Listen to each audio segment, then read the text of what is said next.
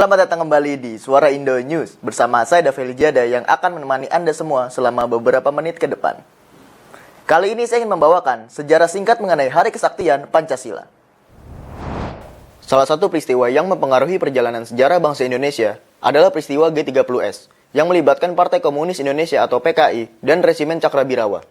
Peristiwa G30S adalah peristiwa di mana penculikan sejumlah jenderal TNI terjadi pada malam 30 September 1965 di ibu kota Jakarta. Penculikan itu melibatkan pasukan pengawal Presiden RI, Resimen Cakrabirawa, dan sejumlah tokoh PKI terhadap sejumlah perwira tinggi Angkatan Darat. Terdapat 6 jenderal dan 1 perwira TNI Angkatan Darat dibunuh dalam peristiwa tersebut. Pemicu penculikan ini adalah PKI menuduh bahwa ketujuh perwira tersebut akan melakukan kudeta terhadap Presiden Soekarno melalui isu Dewan Jenderal. Detik-detik peristiwa yang terjadi di malam antara 30 September dan 1 Oktober 1965 di ibu kota Jakarta. Rencananya peristiwa itu seharusnya berlangsung pada 30 September, tapi terpaksa diundur menjadi tanggal 1 Oktober 1965. Operasi G30S diinisiasi oleh Resimen Cakrabirawa yang merupakan satuan tentara pengamanan Presiden. Mulanya, mereka menamai dirinya sebagai Operasi Takari, sebelum diubah menjadi Gerakan 30 September agar tidak berbau politik. Komandan Batalion 1 Resimen Cakrabirawa, Letkol Untung Samsuri, selaku pimpinan operasi, bergegas menuju Lubang Buaya, Kecamatan Cipayung, Jakarta Timur untuk melakukan inspeksi pada 1 Oktober 1965. Menjelang pelaksanaan operasi, nama mantan Wakil Presiden Muhammad Hatta yang ada di daftar sasaran sempat dicoret. Hal ini bertujuan untuk menyamarkan kudeta sebagai konflik internal. Selanjutnya, untuk membagi eksekutor ke dalam 3 satuan tugas. Pertama, ada Satgas Pasupati yang dipimpin oleh Letnan 1 Abdul Arif dari Resimen Cakrabirawa bertugas menangkap 7 jenderal yang jadi sasaran.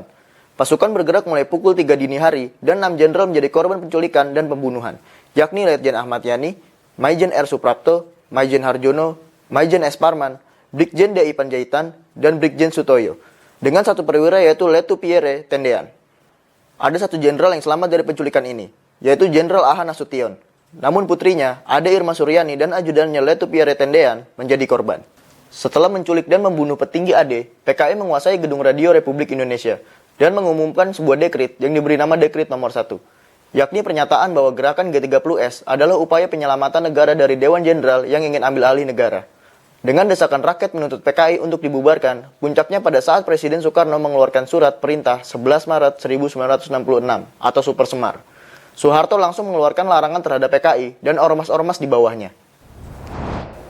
Meski telah lama terjadi, peristiwa tersebut masih menjadi tragedi paling kontroversial di awal tumbangnya Orde Baru dan menyisakan banyak misteri.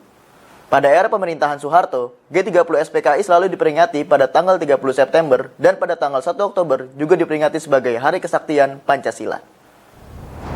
Untuk mengenang jasa ketujuh pahlawan revolusi yang gugur dalam peristiwa ini, Soeharto juga menggagas dibangunnya Monumen Pancasila Sakti di Lubang Buaya, Jakarta Timur. Pada tahun 1984, film dokudrama propaganda tentang peristiwa ini yang berjudul Penumpasan Pengkhianatan G30S PKI dirilis.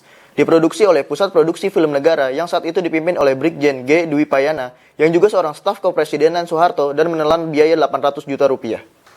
Mengingat latar belakang produksinya, banyak yang menduga bahwa film tersebut ditunjukkan sebagai propaganda politik.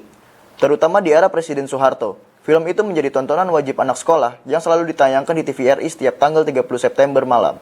Sejak Presiden Soeharto turun di tahun 1998, film garapan Arifin C. Nur tersebut berhenti ditayangkan oleh TVRI.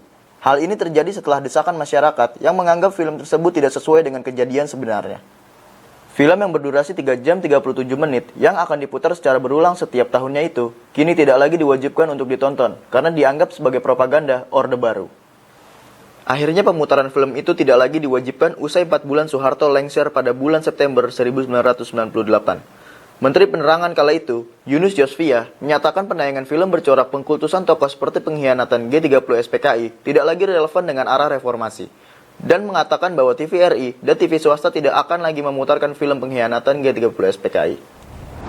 Pada dasarnya, hal yang penting untuk memandang sejarah adalah sesuatu yang baik. Dengan begitu, kita dapat membandingkan kejadian yang terjadi pada masa lalu dan sekarang, serta menjadikannya pelajaran agar kedepannya peristiwa tersebut tidak terjadi kembali. Sekian Suara Indo News kali ini. Saya Daveli Jada pamit undur diri. Selamat Hari Kesaktian Pancasila.